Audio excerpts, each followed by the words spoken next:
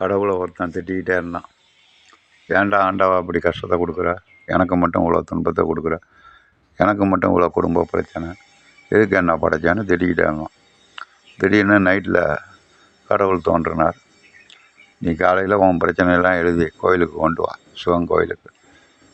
இந்த மாதிரி என்னை திட்டவனுக்கிட்ட எல்லார்ட்டையும் சொல்லியிருக்கேன். அவன் தனக்குள்ள பிரச்சனையை லெட்டரில் எழுதி கொண்டு வருவான். இதில் உன் கஷ்டம் எவ்வளோ கம்மியாக இருக்குது, அதை அடுத்தவன்கிட்ட கொடுத்துட்டு அடுத்தவங்க கஷ்டம் எவ்வளோ கம்மியாக இருக்குது அதை நீ வாங்கிக்க அப்படின்னாரு. சரிண்ணா.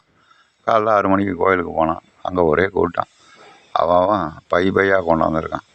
என்னடான்னா, என் கஷ்டத்தை எழுதி கொண்டாந்துருக்கான்ட்டான். ஒருத்தன் சும்மா நின்றுக்கிட்டு இருந்தான். ஆகா, இவனுக்கு கஷ்டம் இல்லை போல இருக்குது, இவன்கிட்ட மாற்றிக்கும் நம்ம லெட்டரை கொடுத்துட்டுன்னு பார்த்தான். என்ன உன் கஷ்டத்தை கூடணும், அவன் என் கஷ்டம் லாரியில் எழுதி வந்துக்கிட்டு இருக்கான்னா. நம்ம நினைக்கிறோம் நமக்கு தான் கஷ்டம்னு. உலகத்தில் உள்ள அத்தனை பேருக்கும்